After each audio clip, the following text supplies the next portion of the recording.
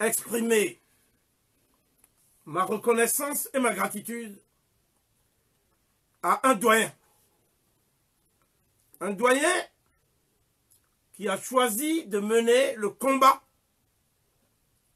le plus essentiel qu'un être humain puisse mener, qui est le combat de la réhabilitation de ceux sans qui nous ne serions pas en train aujourd'hui d'entretenir la flamme de l'espoir. Il y a deux manières de prendre date avec l'histoire. Il y a d'abord la rétrospective. De temps en temps, il faut avoir le courage de regarder dans le rétroviseur de l'histoire pour apprécier à leur juste valeur les sacrifices consentis par ceux qui ont choisi de donner leur vie pour que nous puissions vivre. Deuxièmement, il y a la prospective. Il faut que nous pensions chaque fois à ceux qui sont déjà en vie, mais qui n'ont pas encore été rattrapés par le mal rédhibitoire que nous appelons la négrophobie, ou ceux qui sont appelés à naître.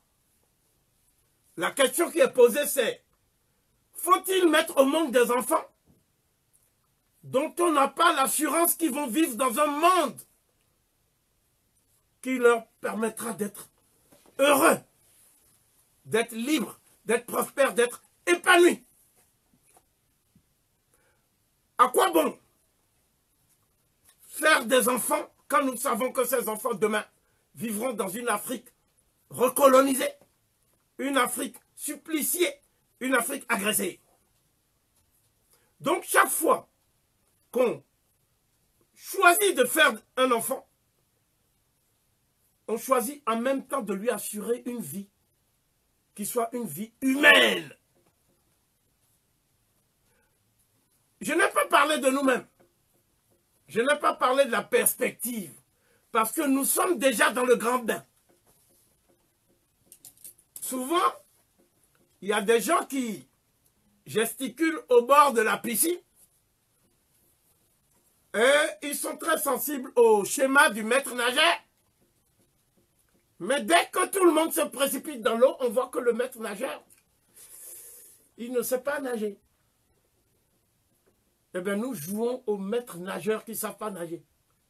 C'est-à-dire, nous passons notre temps à dire la lutte est engagée. Le combat plus que jamais est en chantier. Nous sommes les grands combattants kémites d'Internet. Mais nous oublions une chose. Si le combat est engagé, on ne dit jamais qui est son ennemi. À partir du moment où vous dites, vous désignez votre ennemi, il n'y a plus cet effet psychologique de surprise qui fait que vous êtes en capacité d'anticiper. Voilà pourquoi nous passons notre temps à réagir. On est dans la réaction émotionnelle. Mais on n'anticipe pas parce qu'on dit aux gens qui sont nos ennemis tout le temps.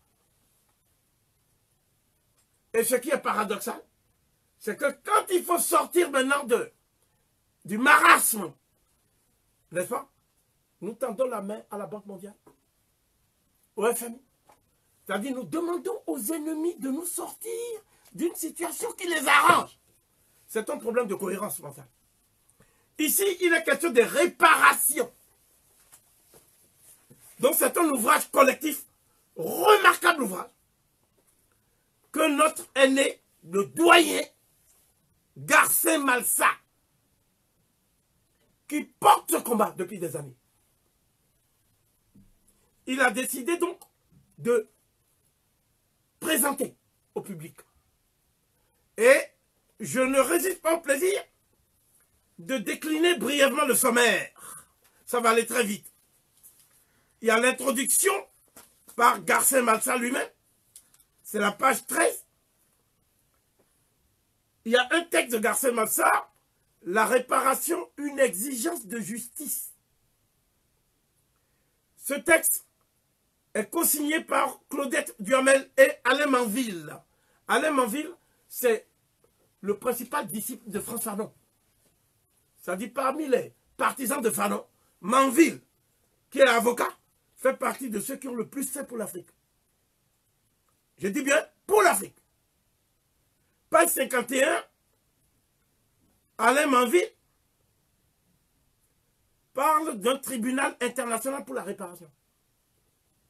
C'est-à-dire que jusqu'ici, les tribunaux qui ont été saisis de cette requête en droit positif ont toujours présenté une fin de non-recevoir. Pourquoi? Parce que ce sont les États qui ont mis en place ces tribunaux qui sont susceptibles de réparer les crimes. Donc, contrairement à ce que beaucoup de gens pensent, ce n'est pas la réparation économique et financière qui les dérange, même si cela leur en coûte beaucoup. Ce qui les dérange, c'est la réparation mémorielle. C'est-à-dire le fait de reconnaître qu'ils ont tué des êtres humains pour rien. Voilà. Et ça, avec les histoires des droits de l'homme, avec les histoires de ce qu'on appelle l'humanité et les valeurs humaines, ce discours s'effondre. Parce que tout leur magot, tout leur bien, c'est sur le dos d'innocents, des millions et des millions de gens qu'on a tués. Donc, il y a aussi votre serviteur, Kovi Rekmire, qui a écrit, dans le même livre qui vient de paraître, La traite négrière européenne, les résistances africaines et la question des réparations, vers une évaluation objective des dommages subis par les victimes de l'Holocauste noir et leurs descendants. En réalité, ce que j'ai voulu exprimer, c'est que la première réparation, c'est la réparation de l'image de ceux qui ont été présentés comme ayant vendu leurs propres frères. C'est la réhabilitation de leur combat. Et c'est la reconnaissance de l'utilité publique mondiale de leur héroïsme. Cela veut dire qu'on ne peut plus garder les mêmes manuels d'histoire. Donc c'est ça le problème que je pose, fondamentalement. Ensuite, il y a Rodolphe Solbiak qui pose le problème compte rendu de Britain Black Debt, Reparation for Caribbean Slavery and Native Genocide, d'Hilary Beckless, une réécriture de l'histoire pour une transformation sociale réparatrice. Autant Garcin Malsa a emmené dans le monde francophone l'idée des réparations, autant l'idée des réparations est déjà en germe depuis Garvey.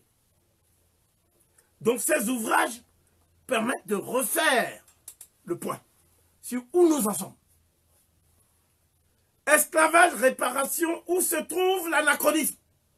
Intervention remarquable de Rosa Amelia Plumel-Uribe, que vous connaissez déjà, puisqu'on a fait un live sur la férocité blanche. Ensuite, Shemshou Mat Grégoire Biyogo, le philosophe Biyogo, auquel j'adresse mon salut amical et fraternel, et qui parfois se plaint de mes changements d'humeur. À son égard, je peux dire aujourd'hui que mon humeur est très sympathique. À son égard aujourd'hui, à cause du texte. J'ai lu le texte. Question de méthode et d'épistémologie au sujet des investigations futures sur les deux traites des Noirs. La traite arabe et la traite européenne. Remarquable intervention de Biyogo. Non moins remarquable intervention, cette contribution, celle de René Louis Parfait Étilé, égyptologue martiniquais, qui a écrit le texte, page 135, Malédiction de Cham, une vaste fumisterie. En fait, j'ai beaucoup aimé parce que fumisterie, les gens ne voient pas que c'est le fumier. C'est le fumier, le fumier. Disons, c'est l'art de faire du fumier un terreau pour toutes les saloperies. C'est ça la fumisterie, parce que nous parlons un français esthétique. Bien. Ensuite, Louis Salamolès, celui qui a écrit le Code noir ou le Calvaire de Canaan, a écrit page 147, esclavage, réparation. C'est chaque fois qu'il y a eu esclavage dans l'histoire, il y a eu réparation. Sauf quand c'est les Noirs. Bien. Ensuite, Mam Oulo, notre maman Guillabert, qui vit au Sénégal et qui nous a beaucoup encouragés pour les lives. Voilà, elle est éditrice. On reviendra là-dessus. 147, page 147, page 159, pardon. Les réparations, l'Afrique et le panafricanisme. Parce qu'elle pense que c'est seulement le panafricanisme qui, lorsqu'il va triompher, va actualiser le problème des réparations. Ce n'est pas une question de revendication verbale. Ensuite, Philippe Bessières, page 181, l'Anzistman pour une réparation globale à la Réunion. Parce qu'il y a des peuples qu'on appelle les peuples métissés. C'est eux qui ont le plus subi. Ils ont tout perdu. Tout. La Réunion. Ensuite, page 213, Nita Brochon, Jacqueline Jacqueret et Luc Renette, le grand militant pour l'indépendance de la Martinique. Le titre, après, virgule, notre identité et notre combat commun. Ça dit, c'est maintenant que se joue l'après.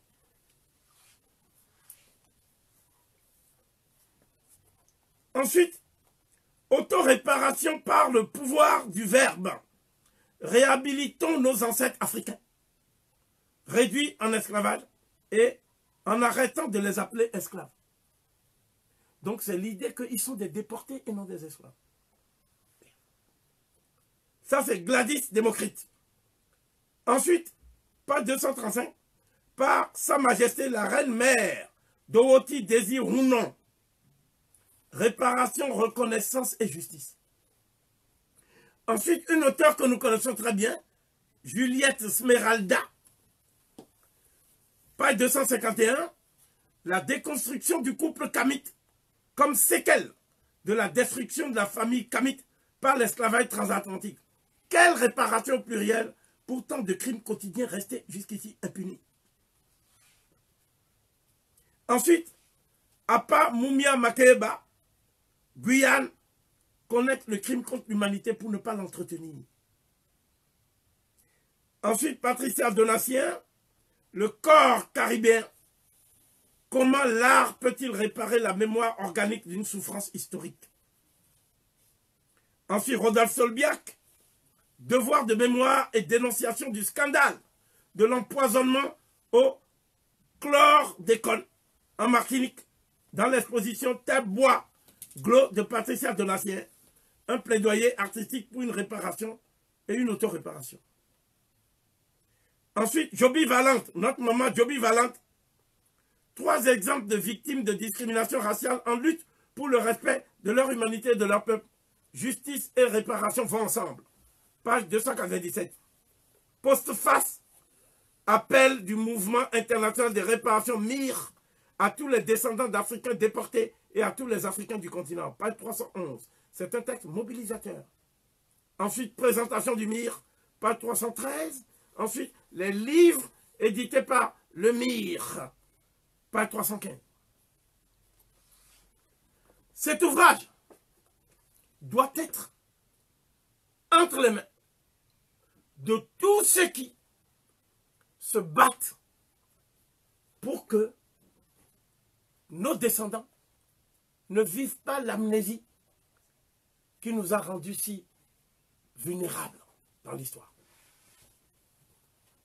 Quiconque oublie ses ascendants sera oublié par ses descendants. Quiconque outrage ses ascendants subira l'outrage de ses descendants. C'est une loi de l'histoire. On appelle ça une loi des raies de l'histoire humaine. Voilà pourquoi de génération en génération, nous subissons oubli et outrage. Il est temps de mettre un terme à cette spirale.